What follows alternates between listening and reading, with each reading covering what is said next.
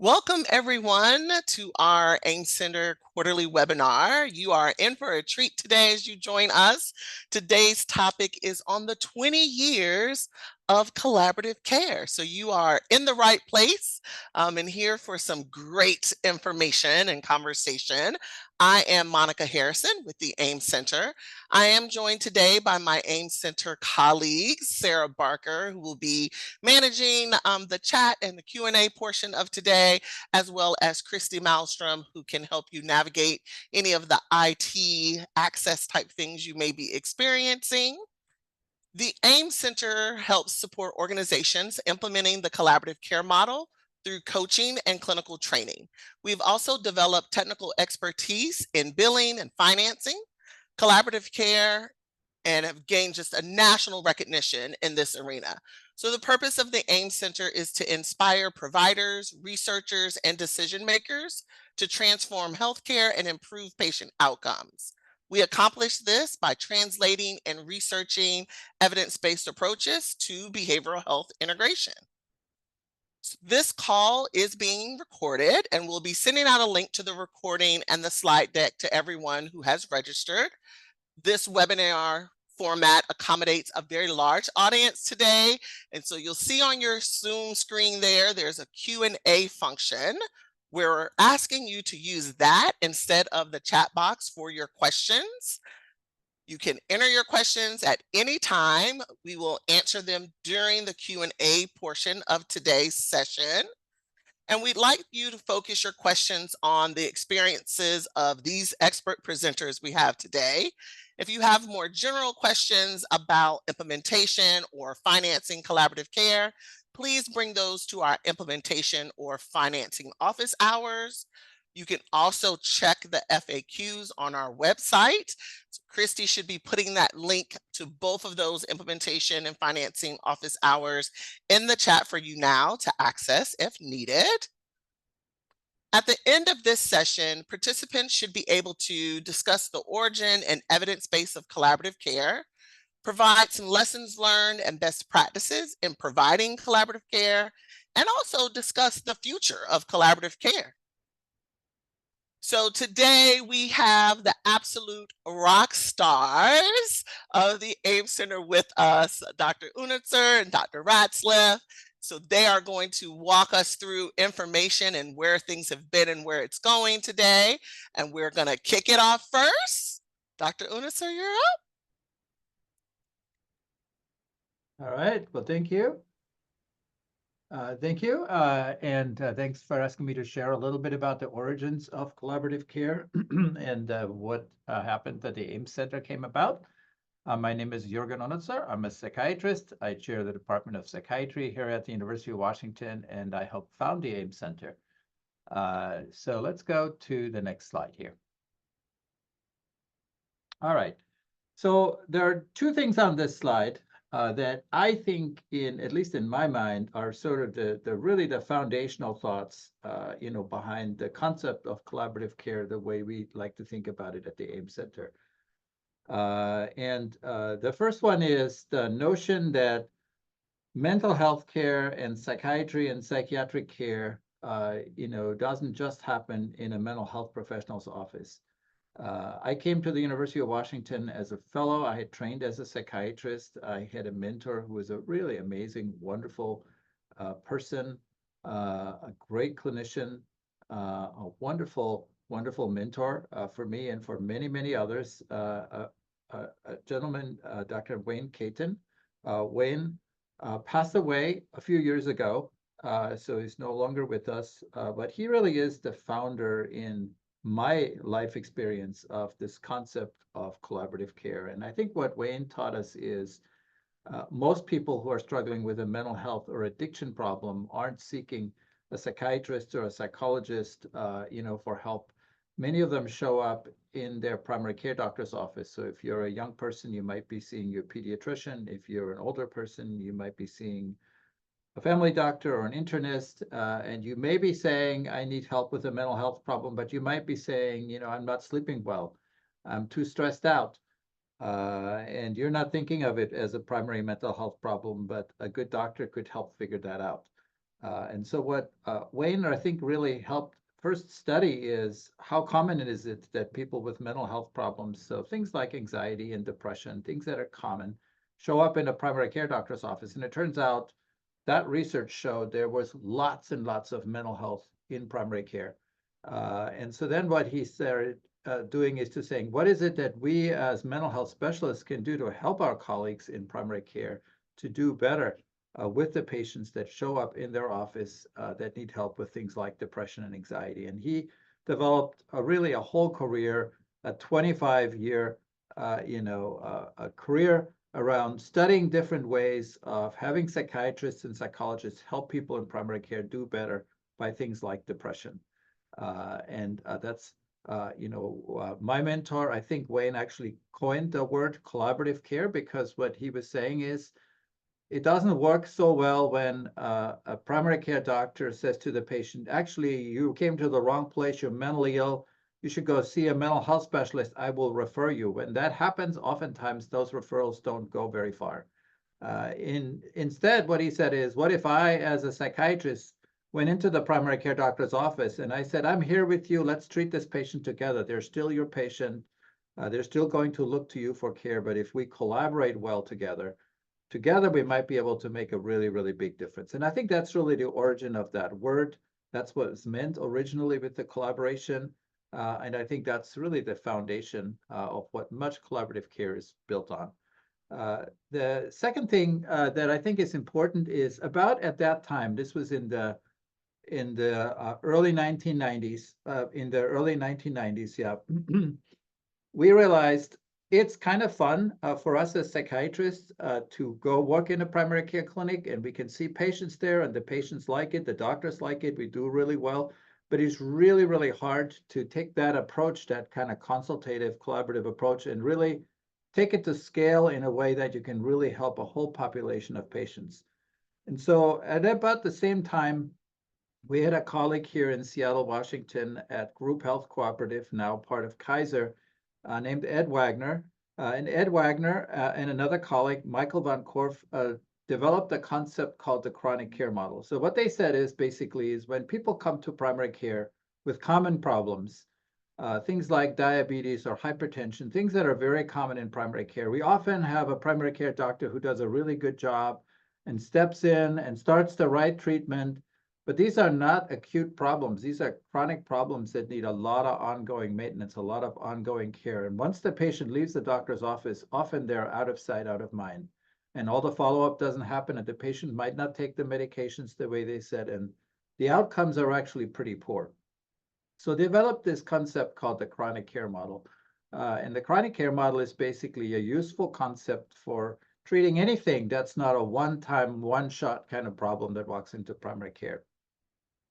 So the combination of the collaborative nature when we have a mental health professional work with a primary care provider, and the systematic aspects of the chronic care model, if you put those two things together, and that's basically what happened sometime in the early 1990s, we developed an approach called collaborative care that was then tested in a whole bunch of research studies.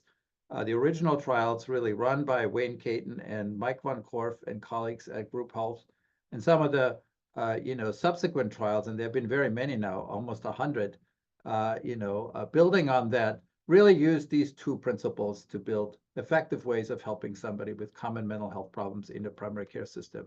Let's go to the next slide here. So to illustrate that, I'm going to tell a short little story here.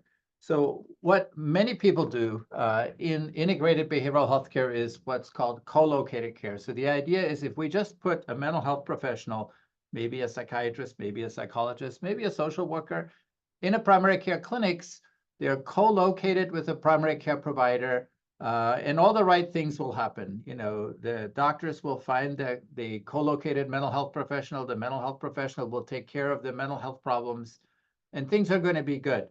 And that's what I was. So when I was early working in the 1990s in a primary care clinic with support from my mentor, Dr. Caton, I would be in clinic on every Tuesday, and the doctors would find me and say, I got a patient here who's crying in my office, who seems anxious, who maybe has an addiction problem.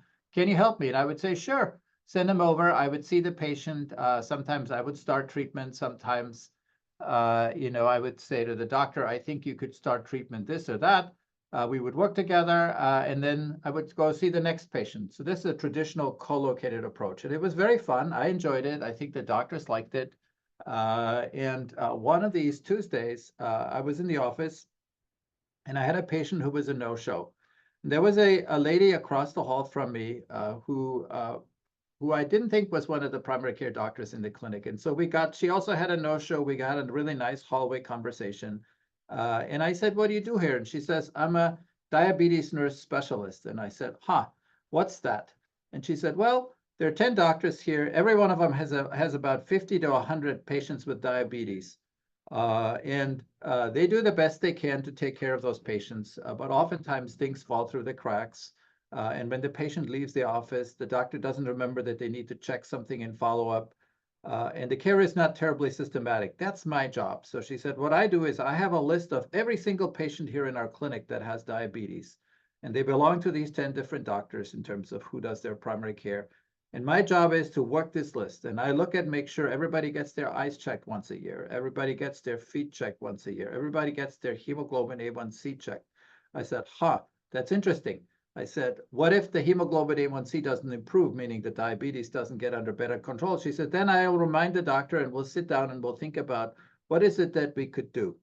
And I said, well, what might you do? Well, we might change the medications. We might do some other changes. And I said, what if it still doesn't get better? She goes, she said, once a month, we have a specialist in diabetes called an endocrinologist. He comes to the clinic and he goes over the entire list of my patients with me. And we look at all the patients where the doctor and I have tried to make a change, but they're not improving. And I said, what does he do? He said, well, sometimes he says, try this or try this other strategy because he's an expert in diabetes. And sometimes what he'll say is, this is so complicated, maybe you should send this person to the endocrinology clinic and we'll take care of them for a while. And when they're more stable, we'll send them back to primary care. And a little light bulb went on in my head. And I thought to myself, this is the difference between me coming here every Tuesday and just doing the best I can with whoever they put in front of me, and a much, much more systematic approach where I'm still in the clinic on Tuesdays, but we can really try to manage a whole population of patients and people won't fall through the cracks. So this idea of having a co-located clinician plus the concept of chronic care, this is a very nice illustration of this concept of the chronic care model. That's really what I think led us to collaborative care in the way that we like to recommend it at the AIM Center. Next slide. So the model we evolved based on these experiences was the impact team care model, and we tested that model in a very large randomized controlled trial starting in the late 1990s. That trial finished in 2002. It involved more than almost 2,000 patients with depression and a whole host of other chronic medical problems in 18 primary care clinics in 5 states. And what we tested is this model that I just described. So the notion here was we will have a co-located care manager working alongside a primary care doctor, helping them work with their patients in the practice who are depressed. We're going to do some things to help the patient become a more informed, more activated, more educated patient. So the care manager would provide some education to the patient about what is depression, how do we track it, what is it that you can do, and every time the patient would come in, we would measure their depression with a little rating scale called a PHQ-9. If that PHQ-9 was not improving, we would consult with the psychiatrist, talk with the doctor, and say, what is it that we need to change so that this patient's depression gets better? But we would also give the patient a whole bunch of tools. We would teach them how to do things like behavioral activation. What are things the patient can do while we wait for an antidepressant medication to start working, for example? They can sit there and just say, I'm going to sit here and wait until I start feeling better, or they can start doing things that help them feel better. So we taught our care managers how to teach the patients things like problem-solving treatment and behavioral activation, and these simple little skills that you can teach that are actually very good psychotherapy, but the patient doesn't think of being in some kind of fancy psychotherapy. Those kind of things, along with good medication management, turned out to help a lot of patients that we were treating in primary care. And because we had this systematic approach, people didn't fall through the cracks. Even if they didn't come back, we still had them on our list, and we would call back to them and say, "What's going on? How are you doing? Oh, you're not doing much better yet. Can you come back in?" So it turned out to be a very, very effective approach, not just to helping the patients who keep showing up, but also to help a whole population of patients that we identified who needed help for care with depression. Let's go to the next slide. And when we tested this, like I said, we did this in 8 healthcare organizations in 5 states. And in every one of those organizations, half the patients in the study were assigned to this kind of a collaborative care intervention, and the other half were assigned to a condition called care as usual. And what is care as usual? What we did with the patient who were assigned to care as usual, we said to their doctor, "Your patient has depression. Do anything you can over the next 12 months to help them with their depression." So what did these doctors do? Most of them pulled out a prescription pad and wrote a prescription for the patient to have an antidepressant medication, about 70% of the time. About 20% of the time, they said, "This is more than what I think I can manage here with the medication." And they would make a referral to a mental health specialist. But this was not a waiting list group or a placebo group. This was a group of patients where the doctors knew their patients were depressed, and they were all getting some form of intervention in primary care. That was our usual care group. In the collaborative care group, we added the care manager, we added the patient education, we added a psychiatric consultant who would meet with the team and review the patients. But we had the same doctors and the same types of patients. And when we looked a year later to see how many of these patients still have serious depression, or on the flip side, how many of these patients had a really significant improvement in their depression, what we found is across the board, in every one of the clinics where we trialed this, we roughly doubled the likelihood that a person's depression got better if they got the collaborative care management instead of just usual care. That's what's shown on this slide. That's what we published in the Journal of the American Medical Association in 2002. Next slide. So what we found from this study, and there is a lot of other papers that came from this really big study, we learned that if you provide good collaborative care in the way that I just described, you can not only have people be less depressed, we also demonstrated that we were able to improve their functioning, we improved their quality of life.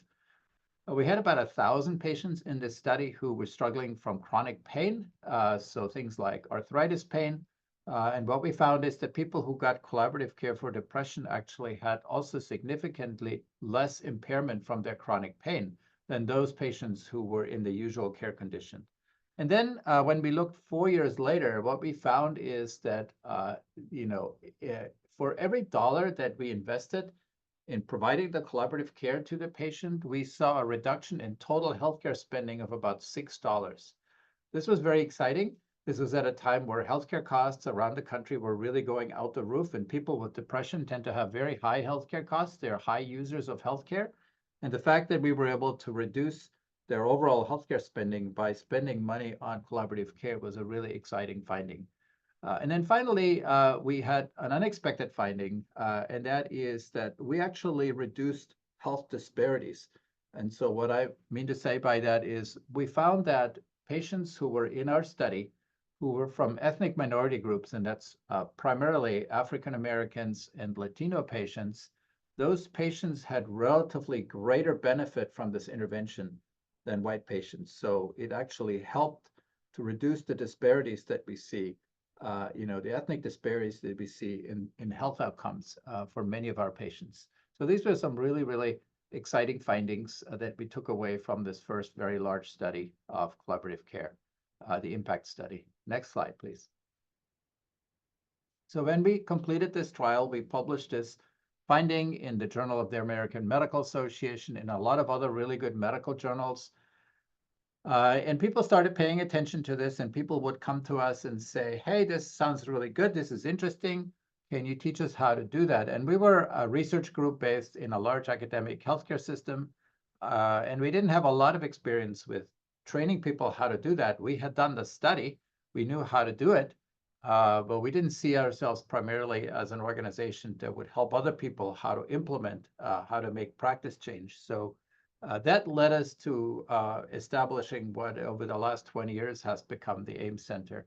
And the AIM Center really is now a national and really an international training and technical assistance center. We started off with doing pretty straightforward trainings. I think we did our first one in 2003, so over 20 years ago, where people would come for 2 days or 2.5 days here to Seattle, and we would basically teach them how to do this the exact same way we taught each of these clinics in our study how to do it. We would do some conference presentations, and then we started to really appreciate it takes a little bit more support for most organizations to implement this kind of thing than just sending a couple of smart clinicians to a training for 2 days and sort of saying, now go back to your organization and see if you can make this work. So we started providing additional implementation coaching, technical assistance. We really came to appreciate that to do this well, you really need a good tool to keep track of all the patients. So we adapted a tool that we had developed for the original study, a care management tracking tool, which is essentially just an electronic tracking tool, a registry that helps us keep track of all the patients with depression in a clinic, and it helps the clinic keep track of those patients. And if you have a tool like that, then people won't fall through the cracks because you have them in a list and you can say, all right, okay, looks like we're going on to the next slide here. Was there anything else you wanted to add to that part? Nope. All right. Well, I'm really excited to be here to present with Dr. Unitzer. My name is Anna Ratzliff. I co-direct the AIM Center currently. I started at the University of Washington in 2005, so I've been here for almost 20 years, and joined the AIM Center work in 2009 when I finished my training. So I've really been part of the center my entire career at the University of Washington. I'm a psychiatrist by training and spent a lot of those early years actually working as a psychiatric consultant in our collaborative care program that was a statewide implemented collaborative care program. So I'm pretty excited to be here and share a little bit of what we've been up to since that initial start to the AIM Center when they started with basic training. So let's go ahead and go to the next slide.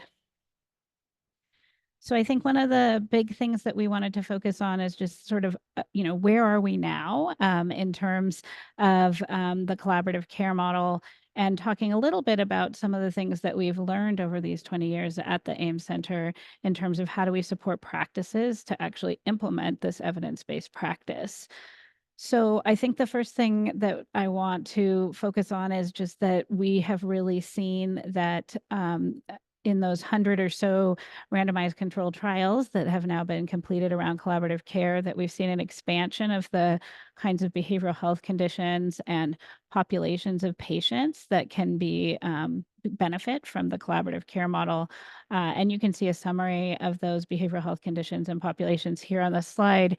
It really is now almost all of the behavioral health conditions that you might see showing up in primary care that we can see patients benefit from collaborative care. And I'll talk a little bit in the future about some of the things that we're thinking about in terms of how do we reconceptualize some of the way our teams work as we think about expanding access to care for this full range of populations and conditions. Let's go ahead and go to the next slide. So the other thing that we've really thought about a lot over these last 20 years is exactly what Dr. Unitzer sort of was ending on, that, initially the AIM Center often would bring people to Seattle. They'd participate in 2 days of training, and then they would go back to their practices and start to try to build the capacity to deliver collaborative care. And what we found is that sometimes was really challenging. And I think that comes from the fact that practice change is actually really hard. And there's a lot of changes you have to make in the way you practice when you start delivering collaborative care. So what you can see from this slide is actually some data that we looked at over 100 clinics. These were all clinics that had used our registry tool, the CMTS, the care management tracking system. and implemented collaborative care. And we had two groups of patients whose data were included in this database. Some of those clinic systems were clinic systems that received what we would call basic support. And basic support was that they generally had a one-time training and then had access to all of our resources on our AIM Center website, which I know many of you have taken advantage of. There was another group of clinics that actually received what we would call enhanced support. And this was really sort of the early start and what we currently offer now when we help practices learn to deliver collaborative care. And that's really starting with 3 to 6 months of training and preparation before implementation, and then 12 to 18 months of additional support beyond that initial rollout of their collaborative care program.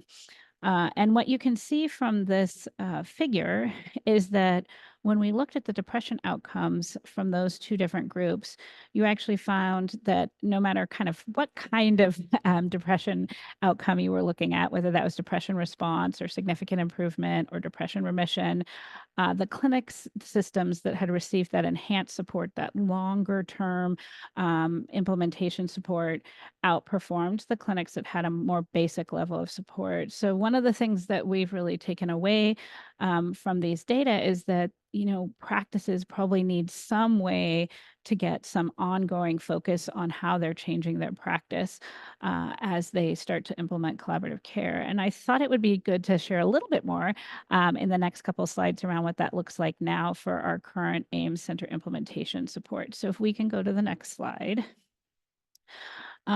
This is a diagram, and it's a 2-slide. We couldn't fit it all on one slide, all the support that we offer now. So it's a 2-slide kind of description of what our current implementation training and technical assistance looks like for practices that work with us to get support in implementing collaborative care. And I've organized it to really kind of represent what we now recognize from implementations science are the 4 major phases of implementation. So the first phase is really what we call the exploration phase. And that's and sort of critical milestones in that phase are things like visioning and making sure everyone who's going to be involved in leading this change actually has a clear idea of the change they're trying to accomplish. We also have found it really important to form the clinical implementation team at that time.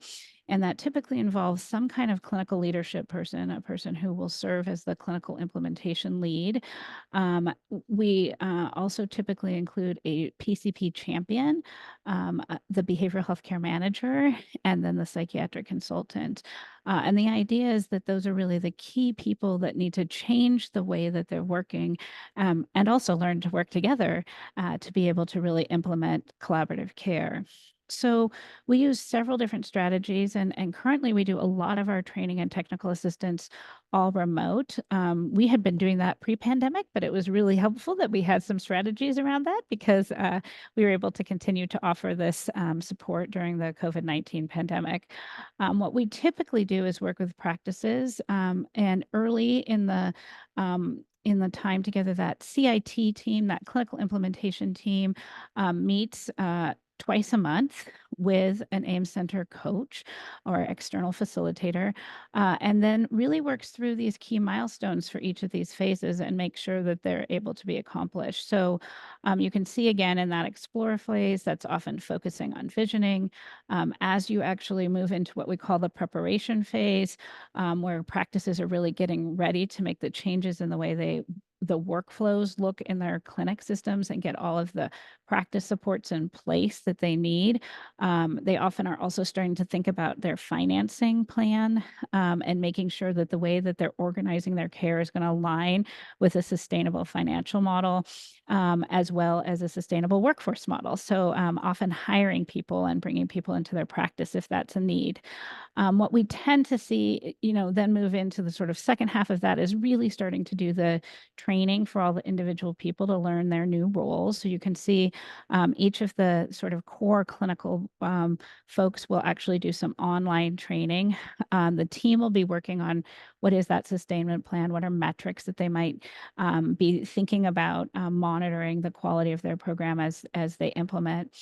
And then as you move into the implementation phase, we start that off or kind of kick that off typically with what we call a team training. And I think this is one of the things that's really different about collaborative care is that everybody has a specific role, but we also have to learn to work together, which means it's really important to train together as well. And I suspect that some of that benefit that you saw on the last slide from the support from the AIM Center was this sort of forced function that people had that opportunity to come together and actually learn to work together as a team. As you move further on into implementation, there's often a focus on sort of recognizing any early challenges and addressing them. We also find that our behavioral health care managers, since they often have the biggest change in their role, benefit from additional support. So you'll see that they continue to receive some online training, often in advanced skills in how they can work with patients, especially in a primary care or other medical setting. Let's go ahead and go to the next slide. And what you can see through the last phase of implementation, which is really where you're starting to practice sustaining all these changes that you made, that the team continues to meet to address any challenges that are coming up. That's really starts to get used to measuring things and checking in on how they're functioning as a team and being able to then be responsive if things need to be adjusted and how they're working together or the workflow supports that are in place to deliver collaborative care. I kind of think you're in sustainment for forever if you're running a good program. We continue to have those regular meetings where the AIM Center coach kind of works with that team to be looking at those data and making those changes. We do some additional training for the behavioral health care manager. And then something we've found to be really beneficial is actually once there is an established caseload of patients that we actually provide some observation, coaching, and feedback to the dyad between the behavioral health care manager and the psychiatric consultant. And we just find that that's such a new way of working, that shift in paradigm from being a little more reactive and kind of seeing whoever shows up that day to being more proactive and actually really using that registry as a tool to help support your practice. Often people benefit from getting some coaching on continuing to optimize the way they're working together. So that's what our current approach looks like now. And I think it's really evolved from that, 2.5-day people come once for kind of a lot of didactic training into a much more longitudinal and really targeted approach to key implementation supports. Okay, we can go ahead and go on to the next slide.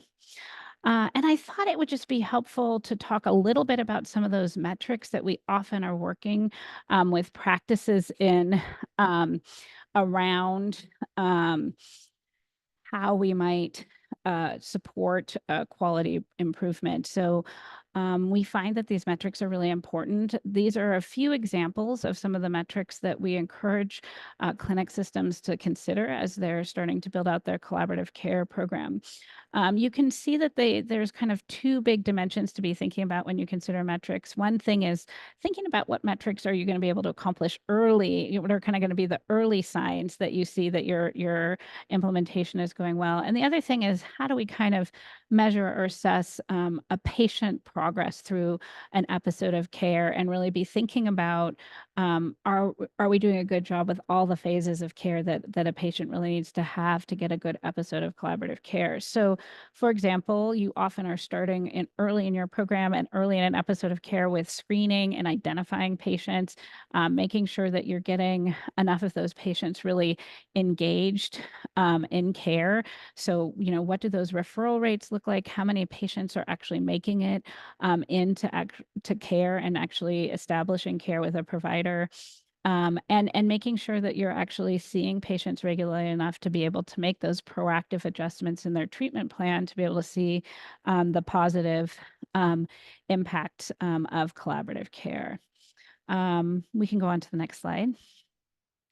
And then on this slide, you can see as you start to build out your caseloads, and you're thinking about sort of later phases of an episode of care, these are often focused more on things like, are we doing a good job diagnosing and coming up with treatment plans? So things like, what percentage of patients are actually being talked about? Is the team meeting regularly for systematic caseload review and doing those really proactive approaches to care?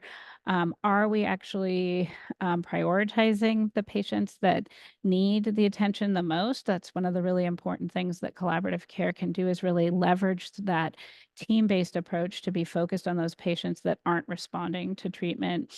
And, are effective treatments actually being offered to patients and delivered to fidelity? So, our patients actually getting better with the treatments that we're offering?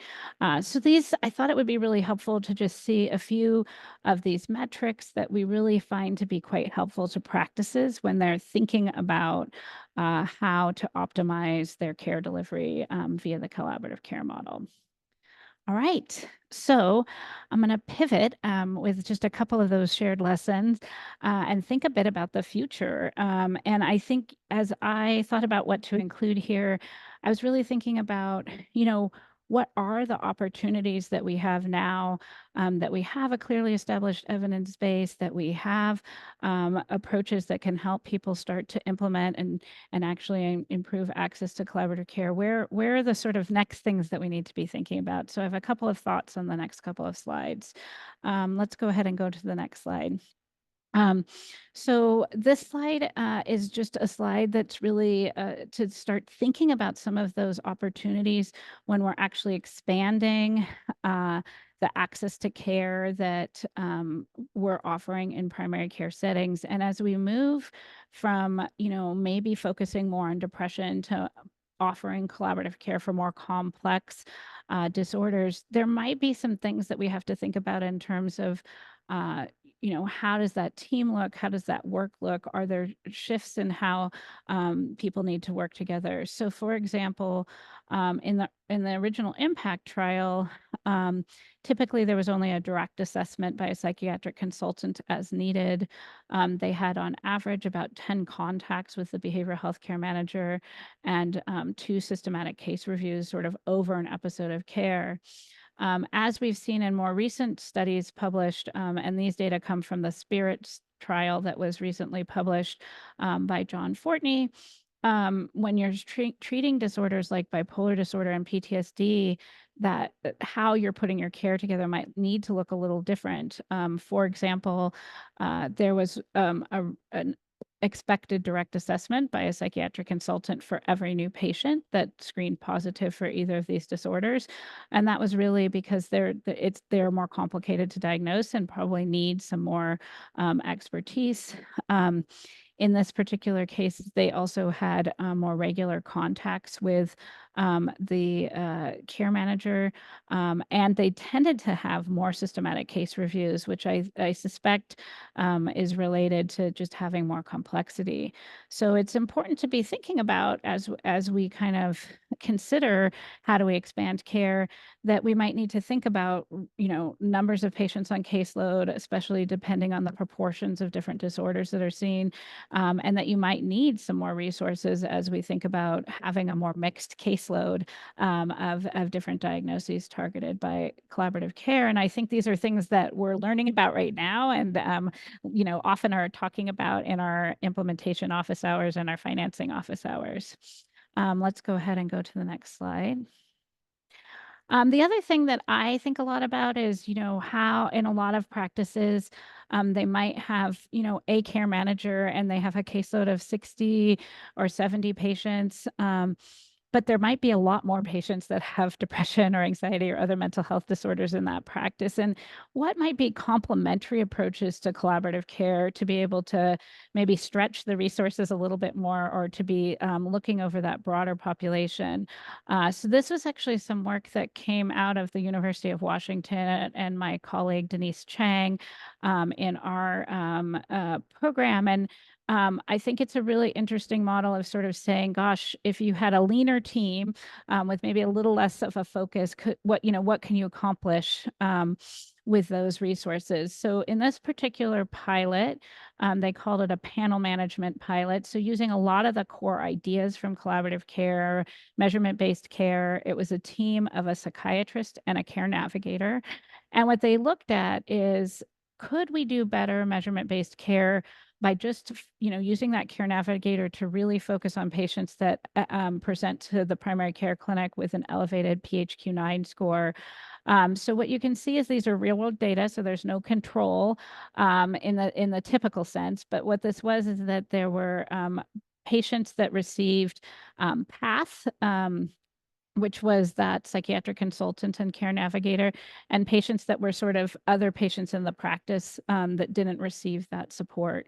And what they found is two things that were really interesting. The first is that when that care navigator really helped make sure that you got additional screening and follow-up PHQ-9 scores. So that's what's actually shown on the right here. You can see that in the PATH, even though it was about the same amount of screening done in the two groups pre-period, post-period, the group that received PATH care, which is the orange line, had more screening. So they actually got 81% of them had PHQ-9 scores. And I think that's really important because I think if we're not getting the data for measurement-based care, you can't really see who might need more intensification of treatment. So a pretty simple intervention was able to improve the quality of the measures that we were receiving.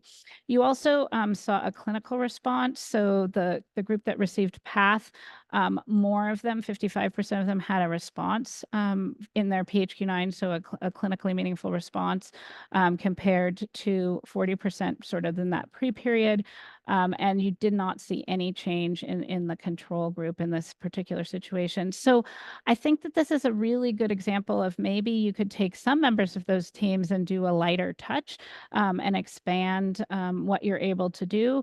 A lot of the patients who were identified who had a follow-up PHQ-9 that was still high, some of them received a med rec from the psychiatrist directly to the PCP. Some of them were referred to the collaborative care program in that clinic system, right? So they were the patients that needed, were recognized and identified as needing, more intensive services. So I think thinking about how might the collaborative care interact with other efforts in your program to address depression and other common mental health disorders, and to be able to deliver measurement-based care are really interesting to be thinking about. And let's go to the last slide. And this is a very busy slide because this is like all kinds of ideas. And this is just, me kind of thinking about all of the things that we are thinking about and that I'm hearing about out in the literature. I think really what I see as the future of collaborative care is continuing to think about how do we embed collaborative care in that continuum of behavioral health that might be delivered in primary care settings, with the yellow arrow going kind of to the community. What are the opportunities to connect to more community resources? Are there more efforts to identify patients and connect them to care as needed? I think those are really interesting things to be thinking about. Could we be doing more with patients that are out in the community, like texting or other kinds of things that would help engage or support people that were maybe more a bit out in the community, but coordinate that well with what would be happening in integrated care in a primary medical setting. I think there's a lot of interesting things trying to think about AI and can we proactively identify the patients that might need our attention more and triage them to those more supported kinds of care like collaborative care. I think those are going to be really interesting things for us to be thinking about. How do we integrate more digital mental health? Is that another level of care that maybe could be happening in coordination with collaborative care to help be able to serve more patients? How do we develop the workforce that's ready for that? That's actually why I'm in a different place today today than University of Washington. I'm actually in Washington, D.C., talking about how do we build a better behavioral health workforce, and how do we train people to learn to work together as teams and to deliver measurement-based care and a lot of the core concepts of collaborative care when they're first getting their training, instead of having to retrain them when they enter the workforce. And then thinking about how do we bill and pay? Are there going to be alternative payment models that we can start to explore? And, I think many of us who are working out in primary care settings see that there's also just a lot more complexity and patients presenting in primary care that may need ultimately to be connected to higher levels of care, more intensive services, and what are best practices to actually support those transitions and care coordination. So lots of interesting things, I think, for us all to be thinking about and learning about together. And I will just go to the last slide, which I think is questions. Yeah, Yeah. absolutely. I Yeah. will And I, say it's enlightening for me to hear just like the evolution, right? From the early pioneers as Dr. Unis were talking, and then Dr. Ratzliff as you came in with the and where things kind of we're constantly evolving and adapting and utilizing the data in which to do that, which to me is the enlightening part. It's invigorating to me. So I thank the two of you for the valuable information, and just love to hear how it all has come together and is continuing to grow and evolve. So thank you for sharing what you've learned over the time, and your lived experience with us all. So we are going to dive into the Q&A portion. So yeah, Sarah I is just want going to to say help one thing us. before we Yeah, jump in. absolutely. So it's particularly enjoyable for me to be here presenting with Dr. Unitzer, who's been my mentor in all of this work. And it's been really fun to share giving this presentation with you, because I wouldn't be here today if it weren't for all of your leadership and mentorship. So very exciting to do this with you. All right, let's do I questions love though. it. I love it. I love it. Sarah, I will turn it over to you to read from any questions that were submitted for our presenters so they can respond. All right, wonderful. Yeah, thank you both for that wonderful presentation. The first question is, it appears there's still opportunities for pediatrics, specifically for ADHD and autism management. Not all these children need a psychiatrist or medication, but they can use care management. I've been surprised that there hasn't been a larger literature from pediatrics in this area. Your ideas? Yeah, I mean, maybe I'll say something and then I can hand it. I would love to hear from Dr. Unitzer as well. I think there is a small literature around ADHD. And so I think it's worth looking at that. There are a couple of papers that have been published. Uh, I think a lot of people are thinking about pediatrics right now. We're definitely hearing about that on all of our office hours, and I think there's such a need in the pediatric for solutions to access to care for pediatric patients. I think that continues to be a big area. I agree. There's sort of a lack of research out there. I think that it's an important area that we probably need to explore.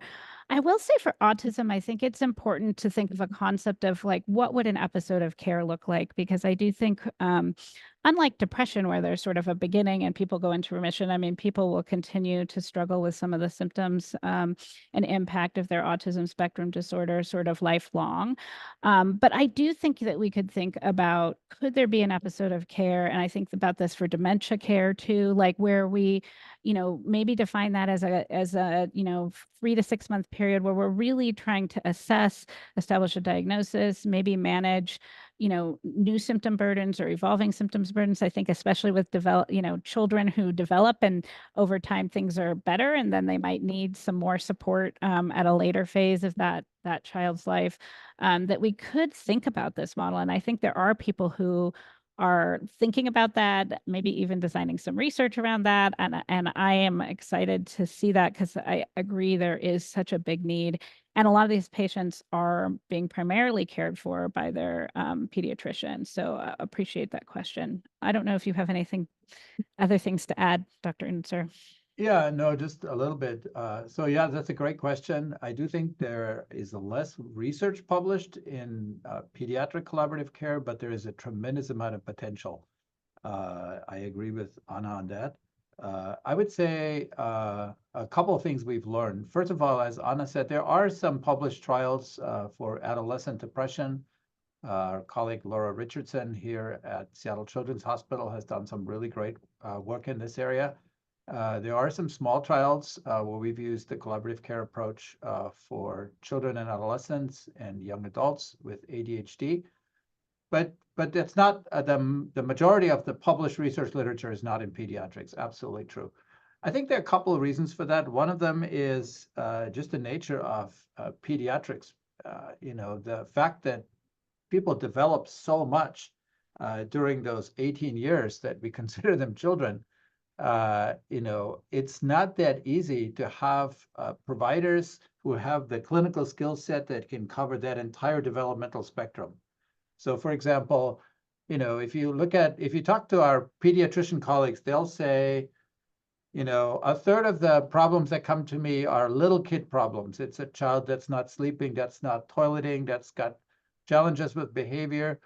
Many of the interventions for that are not really focused on the child per se, but they're really parenting, parent support, parent training kind of interventions. That's a unique set of skills. Then there is a group of children that are sort of more like middle school aged, and they might be having, behavior problems. They might be manifesting ADHD. They have a hard time paying attention. They're losing things. They're difficult to manage from a behavioral perspective.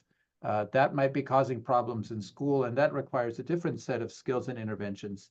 And then there is a group of, teenagers, young adults, adolescents who might be struggling with things like depression and eating disorders and serious anxiety. And that's a big range of clinical problems and clinical skills that somebody would have to manage if they want to be able to say, I can take care of everything in terms of behavioral health needs that show up in pediatrics. I think that's a little bit more complex than teaching somebody how to manage an adult with depression. So I think that's one of the unique challenges, and that's maybe one of the reasons why we haven't seen quite so many applications of it in pediatrics, but these are not challenges that can't be overcome. And I'll just say one more thing about that. I think autism is a really interesting, challenge with regards to this. So, autism is clearly not something that'll benefit well from an acute care model. So it's not something like you can go into your pediatrician and some magic intervention happens and now the child no longer is struggling with autism. It's, sort of a chronic, lifelong, evolving condition that we learn how to work with, how to live with. And I think if you apply a really smart chronic care model, it actually could be incredibly helpful because pediatricians are seeing these children and they are being very, very much challenged by trying to help those children and those patients. And it's not an acute condition. And there's not always a medication answer to this, but there are many other things that you could launch in a pediatrician's office. You'd have to have the right kind of collaborators. So the collaborative care team might be a little different.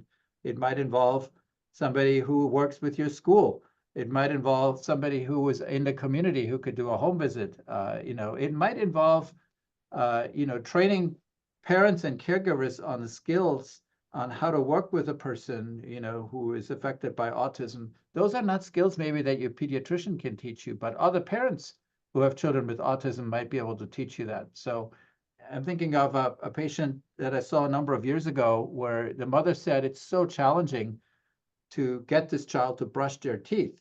And I talked about that to the doctor and they just gave me this really weird stare. And then I met another parent in the same clinic, and she says, oh, I got this figured out. Let me show you. Let me see what works for me. So I think that there are skills, there are things that could be done if you applied a smart chronic care model that involves parent education, caregiver education, making sure people don't fall through the cracks. I think, the collaborative care model could be adapted to a condition like that and be incredibly successful. So I think that there's lots of opportunity and room for really good research in that area. Thank you both. There is a question around behavioral activation as a technique for RN case managers to utilize in their role. I guess, is behavioral activation a technique that RN case managers can utilize? I would say yes. I'll start on that. Anna can help me out also. It's an interesting thing. So there are, one of the best established psychotherapies, and I'm not a psychotherapy researcher, but you're going to figure out quite quickly here, involves something called cognitive behavioral therapy. And so you work with a person who is depressed or anxious, and they have sort of faulty cognitions, and they're also having behaviors that are not really helpful or adaptive. And about 2 decades ago, when I first came to the University of Washington, there was a great study that was done here that tried to unpack cognitive behavioral therapy. So some people got cognitive therapy, some people got behavioral therapy, which is a lot like behavioral activation, and some people got cognitive behavioral therapy. And it turned out all three of these things worked better than usual care, but the behavioral therapy, the behavioral activation, was incredibly effective. And so we took that and we said, hey, is this something that you have to have a PhD in clinical psychology to administer, or could other people learn this skill? So it turns out really good behavioral activation sounds really simple, but it's actually pretty complicated, but you can actually teach a lot of people how to do it. So we have taught this to nurses, we have taught this to clinical social workers. Anna can talk about this. We're actually teaching this to undergraduate students, who can learn how to be really good behavioral activation therapist. And behavioral activation is a nice skill to have, because when a person comes into a primary care doctor's office and they say, I'm depressed, what I now say to them is, what are you doing to make yourself feel better? And they look at me like, what are you talking about? I'm here, I'm not doing well, you do something. And I'm like, okay, maybe I could prescribe a medication for you.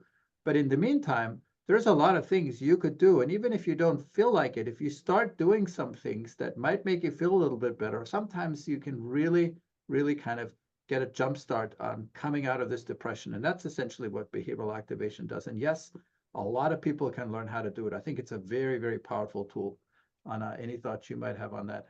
Yeah, I think you definitely, I think RNs typically, depending on what your original training type was, you may need different things to learn to work well in collaborative care. And if you come more from a nursing background, typically building out development of skills and behavioral skills is one of those areas where you need to work. I see, another one of the questions there is sort of around bachelor level providers. So maybe I'll comment on that one as well, which is that, essentially, I think often people who may not have as deep a training may need more training and more ongoing supervision. So we are developing a bachelor's level provider in Washington State, and that would be able to serve in collaborative care team or other settings. And the licensure for that will require ongoing supervision, just because they do have less formal training in this, but I think it's really important that they do get actual training in the behavioral interventions if they're going to be serving,